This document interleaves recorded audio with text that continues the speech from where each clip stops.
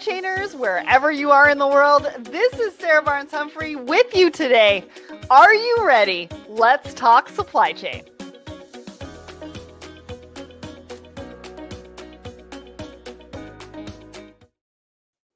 Hello, everyone, and welcome to Thoughts and Coffee. My name is Sarah Barnes-Humphrey. I am the founder and host of Let's Talk Supply Chain. Nicole, let's put that overlay back up. And I am super excited to be here with you today because I've got Tatiana here from RF Gen, and she's going to be joining me in just a few minutes because we've got a lot to talk about. She's got a great market update for us. We got a really cool poll that we had a lot of engagement on that we do want to talk to you all about. Plus, we're going to be talking about resiliency in supply chain and a tiny bit about cyber attacks because all of you have a responsibility to keep our supply chain safe. All right. Well, before we do that, I do need to give a shout out to our show sponsor, the Secret Society of Supply Chain. If you have not been to secretsocietyofsupplychain.com, head over there. It is our free membership group, and we are having some great discussions within there. Plus, we've got some exclusive content for you, and we've got an exclusive membership group for women in supply chain, and it's called Connections, and we're having a lot of fun over there as well. And if you are watching, I do want to know where you're watching from, so make sure you put that in the comments so we can give you a little bit of a shout out. All right, let's talk about what is happening at Let's Talk Supply Chain right now. So we've got a brand new episode out. It's episode 471, wherever you listen or watch the show, either on Apple, Spotify. We're also over on our YouTube channel. And we are talking about future-proofing your TMS for tomorrow's challenges with Manhattan Associates. Now, this was a great episode.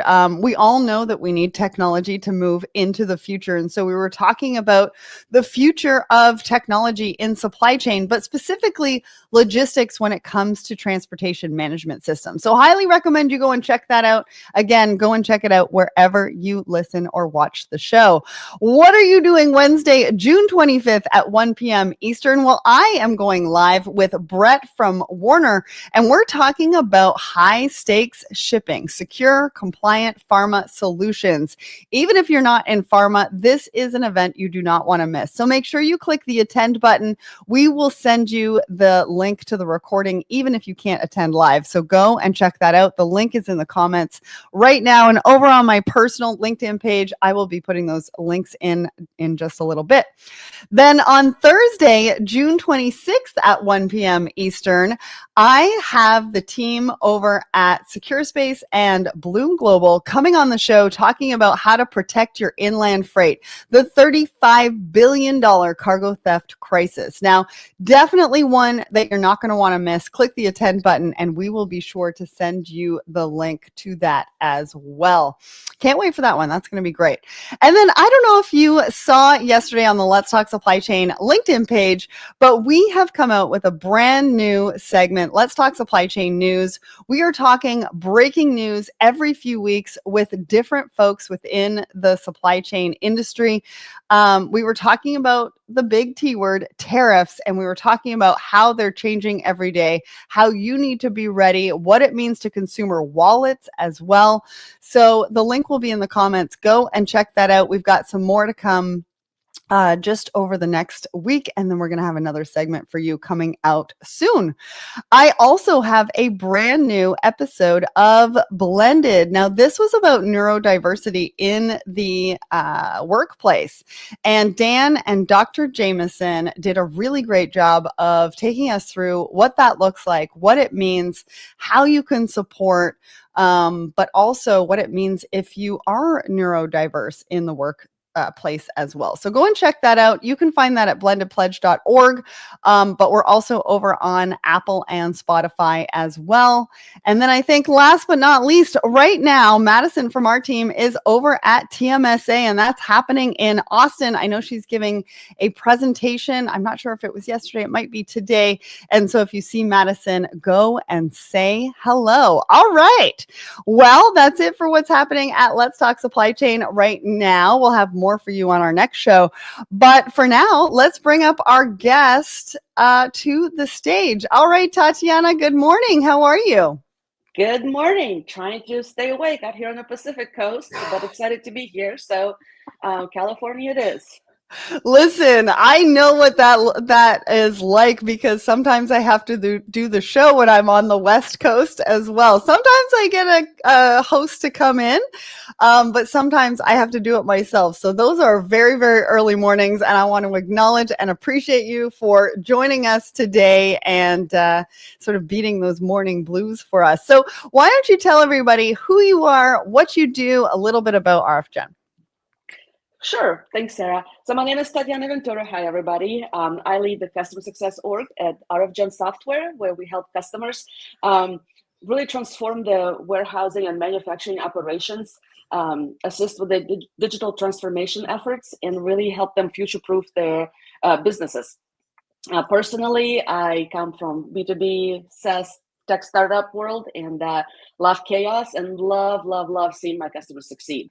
Because as you know, digital transformation, no matter what the space, is a challenging effort. And then our customers are really challenged with all the other things happening in their business world. So helping them is what warms my heart.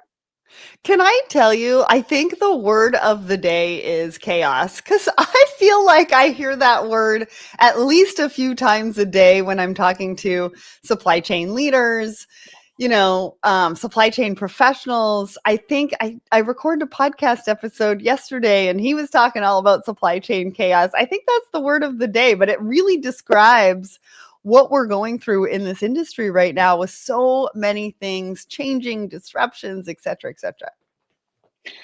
Exactly. And I think part of the problem is, as humans, our nature is to pause. And you talked about the T word, but for my world, it's the P word, to pause. And I Okay. have to talk to our customers a lot that fight it, because you have to build on a resilience. You have to future-proof yourself. You can't afford to pause. So a lot of people are saying they can't afford to pause, but really you can't afford to pause or you can't afford not to pause.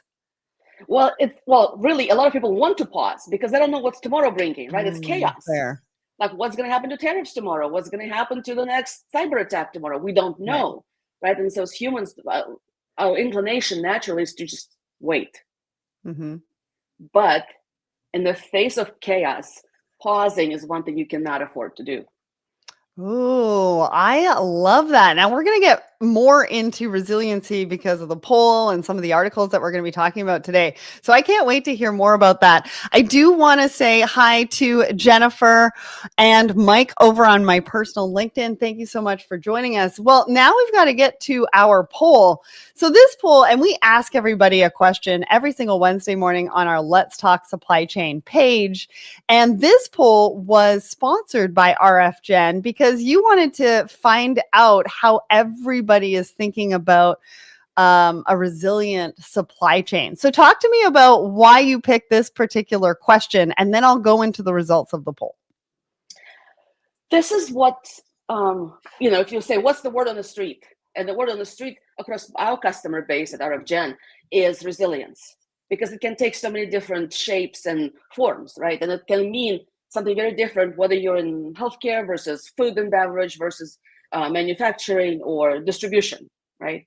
But again, coming back to chaos, in face of chaos, you have to start building your resilient bone. But we want to know on a broader scale. We know what our customers are thinking of resilience, but we want to know on a broader scale, how do others define resilience in supply chain? Well, and we got just that. So we had about 154 votes. If you have not voted on this poll, the link to the poll will be in the comments over on my personal. I'll do it after the show. Head over there. Make sure your voice is heard. 44% of you said operational agility. 38% of you said proactive risk management. 14% of you said reliable customer experience, and 4% said other, which I'll get into in just a minute. What do you think about these results? Are they surprising? Not so surprising? What would you have liked to have seen if it's surprising? Honestly, I would say it's both surprising and not surprising. The part that is not surprising is the operational agility, right? The smart inventory management, right? Smart operations, being able to pivot quickly, inventory management, et cetera, et cetera. That is spot on. So I'm not surprised at all here. What really I had to take a step back and really think about this one was reliable customer experience scoring that low. And the reason why, if you think about it, the cost of acquisition of new customers is so much higher these days, and it grows exponentially. So you have to rely on your existing customers to be the backbone of your business. Well, customer experience at the forefront of that, right? And from whether you're B2C or B2B or direct to consumer business, your experience has to be spotless, effortless, the whole don't make me think philosophy, right? To deliver on that wow experience so customers stay. And so then I'm surprised that the customer experience scored that low. Because if you think about it, supply chain, if you're in distribution particularly, that's what builds trust between the customer and your brand, right? Your ability to deliver on time, on budget, with full end-to-end visibility, that is what's going to make your customer come back. Well, that's customer experience, right? And so I'm surprised that came out that low. Even though Gartner came out, I think earlier this year with a study that showed most supply chain execs rank customer experience or enhancing customer experience through their supply chain operations as top 5. Right? So wow. I would have liked, yep, I know. And we did a whole piece on the customer experience and what you got to do with your supply chain operations to enhance the customer experience. So maybe that's another talk we can do later this year. But we're going to have you back. We'll have you back to talk about it. But I do want to point this out. So Alejandra, you just said backbone, right? They're saying that proactive risk management is the backbone of any resilient supply chain. And so being able to anticipate disruptions, not reacting to them. And I think that there is something to say to that. I think there's some disruptions that we might not be able to see coming, right? Like the pandemic, we didn't really see coming and how it was going to be handled.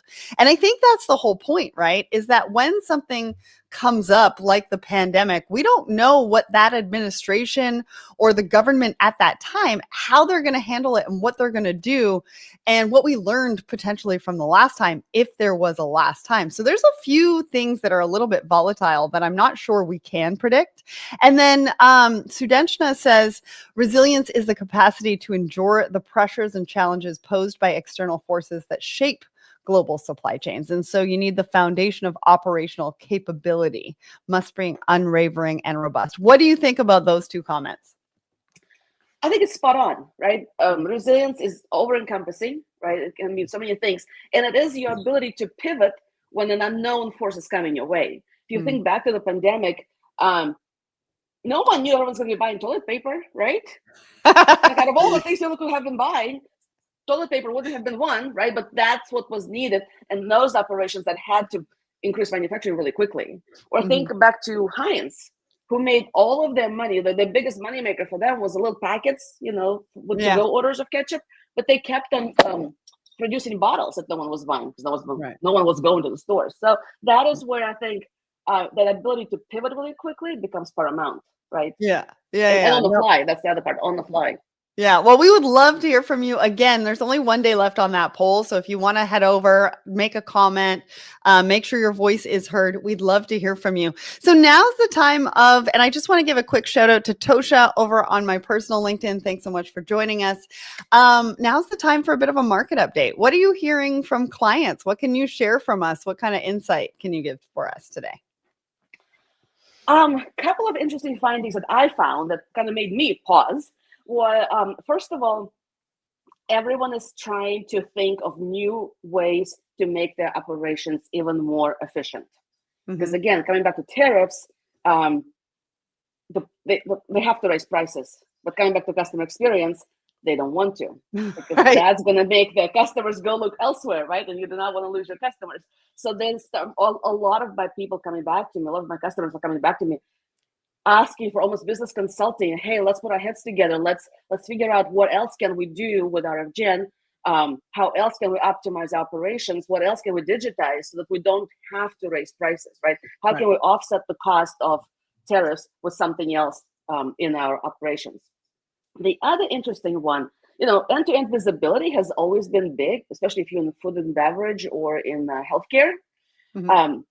However, end-to-end visibility all of a sudden becoming even more important because manufacturers now have to be able to trace materials and their origin and where they're coming and going from to be able to avoid said tariffs. I have one customer, they manufacture components in the US and then they ship them to Mexico to actually put the parts together and then ship finished product back to the US. Well, without end-to-end visibility, they can't prove that the components that are going to Mexico are US based, so that they don't have to pay tariffs. So all of a sudden, visibility has always been there, but kind of on the back burner, right? More of a customer experience, unless you regulated industry. All of a sudden, everyone wants visibility. Yeah, it's so true. It's so true. And everybody has to trace it back. And we're actually going to talk about that in the next article. That's or in our first article. That's a great segue. If you are watching and you love this conversation, I want to see some fire emojis in the comments. So go ahead and put some of those there now. We're going to get into our 3 articles. So our first out of the 3 article is really talking about how Microsoft is thinking about supply chain sustainability. Why did I pick this for a resiliency conversation? Well, they're actually tying sustainability in supply chain to resilience. And I think there's a number of ways or reasons why they're doing that is because of all the disruptions, all the reporting that Tatiana just mentioned, all the regulations that everybody needs to think about and go through. But also, they've got goals, right? They want to be carbon negative, water positive, and zero waste by 2030. And actually, I'm going to scroll through this article because there are some great results that they share in this article of how they've done it and what they've done and how they're thinking about it. One example that I thought stood out for me was reusing cloud hardware to be able to give them some of that resilience and long-term value. So Tatiana, what did you think about this article? What stood out for you? I found it interesting, unexpected, honestly. My take on it was when our customers come to us, hardly ever do we hear sustainability as the reason why they would want to implement mobile data collection, right? However, it is usually what helps close the deal. Because again, if you take customers who currently have paper processes, imagine how much paper they're using every day, every quarter, every year, right? And so usually they come into us because of regulations, like the article talks about that a lot, right? Regulations and traceability. Or they come with certain customer expectations. I have one customer of ours who had to implement mobile data collection because that was a requirement of their customer, right? Right. So those are usually the primary reasons. But when trying to seal the deal and secure a budget, what's added benefit is like, look at all the paper you've been saving. This will going to positively impact your sustainability efforts. So that is usually, for us, it's the other way around, but not surprising.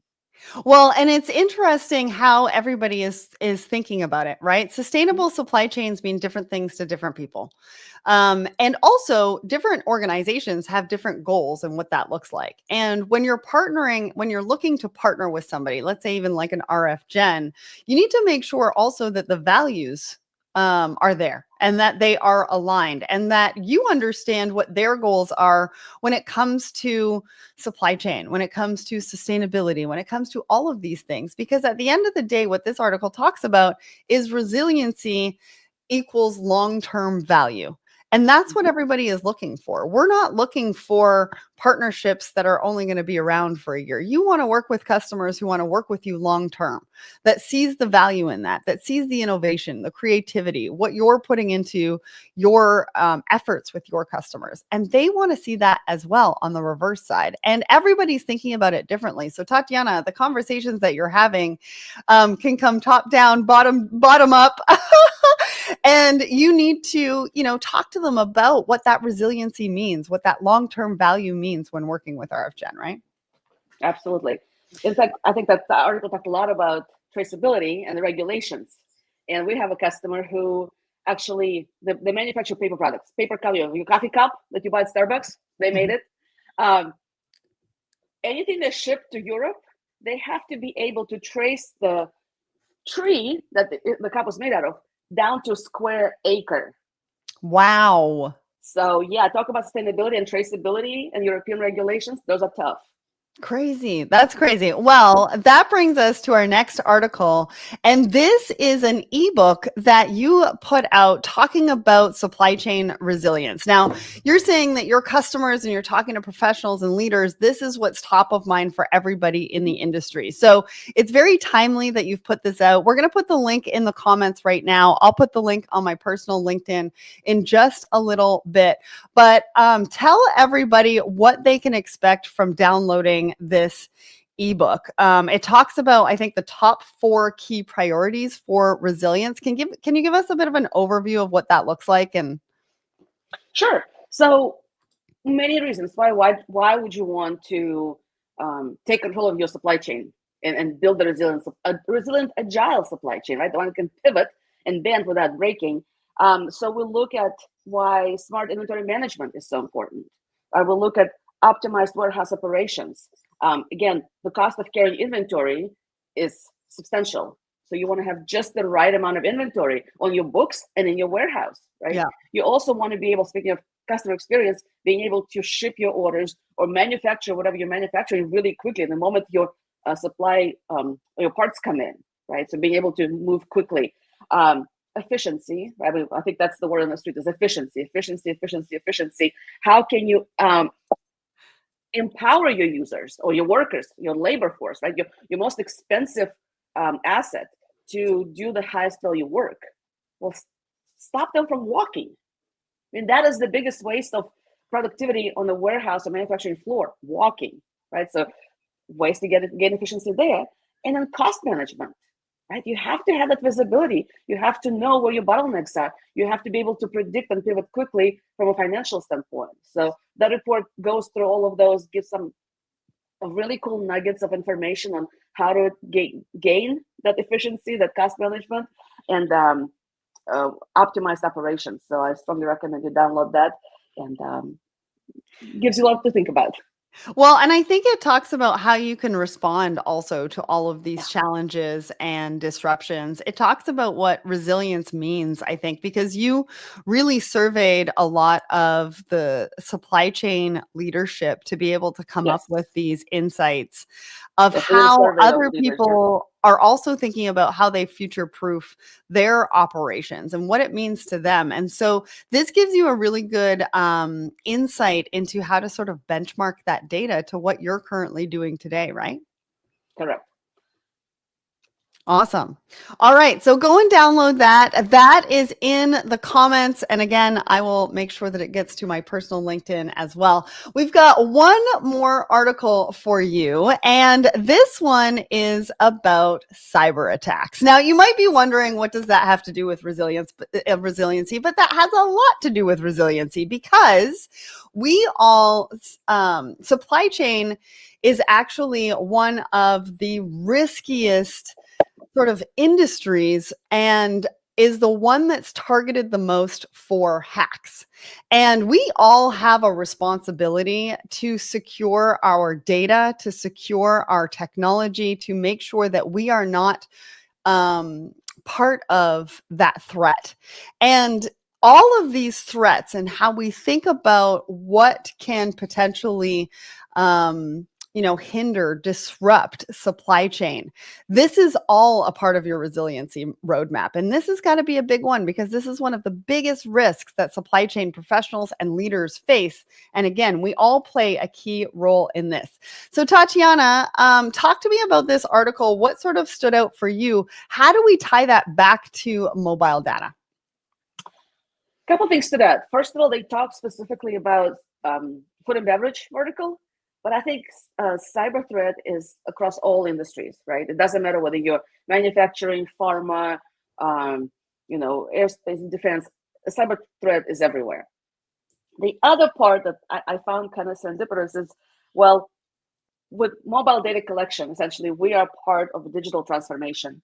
We're helping companies to future-proof and move into the 21st century. We essentially reading them of their paper processes. But inherently, whenever you digitize something and move a very safe paper, you're making yourself inherently less secure, right? So it's a catch-22. On the one hand, hey, we're telling customers you've got to become or the world around you telling them you have to become more efficient, more optimized. You have to be able to pivot, be agile, which means you have to have accurate data available right in the moment when you need it, which means you have to go digital. Right. But by going digital, you're exposing yourself to threats.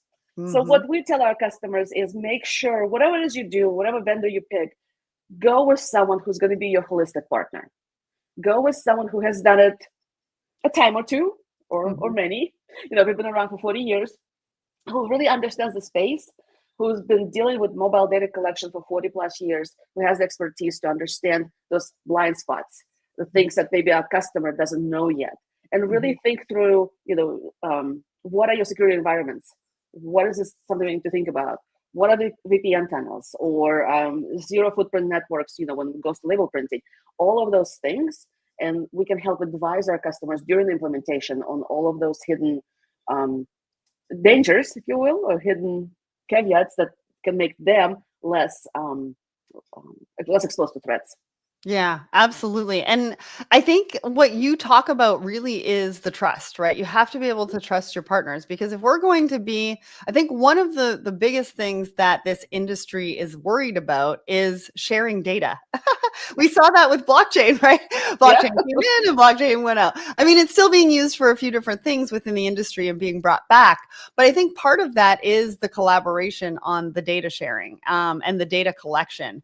And I think it's about building out that structure of partners that you can trust, and you can share certain data with them. You don't have to share everything. It doesn't have to be your competitive information necessarily. It depends what you're looking to do with that partner, but you have to be able to establish that trust so that you do feel comfortable in sharing that data, but also that everybody is responsible to keep all of that data secure. Absolutely. We have a lot of customers who, let's say, require MFA, right? We talked to a lot of our customers, hey, when you install RFGen on your handheld devices, your scanners in the warehouse, make sure you have an MDM solution. I mean, some basic things, like don't let you people download stuff off Google Play Store, like basic stuff that, again, they've never done this before. They're moving off paper. How would they know? So this is where having a trusted partner really helps. We can advise on best practices and the gotchas in the process. Yes, the gotchas and the best practices. I love that. That is super important, because there are some things that you might know that your customer isn't really thinking about and not aware of, and that's where that collaboration comes in. These are the important discussions that we need to have to make sure that there's no gaps, because if there's a gap with your customer or a gap with you, it affects everybody around you. Right? It's sort of like that spider web that nobody wants to get caught up in. And mobile data collection is complex, right? It usually involves your software, your hardware, your servers, your printers. I mean, it's a complex network, and threats are everywhere. So you have to think holistically about all of the components so that you're not exposed to threats at all. Yeah. And what are those exposure points? And really work together, right? You have to work together to figure out what that is, because sometimes they're not necessarily at the forefront or as visible, and making sure that you're all on the same page about it. I want to give a shout out to Marwin over on my personal LinkedIn. We've got a couple of fire emojis. People are loving this conversation. Jennifer did some fire emojis as well. This has been a great conversation. I do want to point out that last article, go and check it out. They actually do a timeline as to what happened with that ransomware attack. And so, as Tatiana pointed out, you might not know where your gaps are and potentially what you don't know. So go and check out that timeline and see if you have any gaps that they took advantage of being vulnerable. Maybe you have some of the same vulnerabilities. So go and check it out. Make sure you're secure, because we all have a responsibility for that. All right. This was a great show. Thank you so much to everybody who tuned in today. Next week, Audrey Ross is joining me in the hot seat for Thoughts and Coffee at 10 a.m. Eastern. And I can't wait to see you all. Have an amazing week. Tatiana, thank you so much for coming on the show and sharing all your great insights. Thanks for having us. Bye, everyone.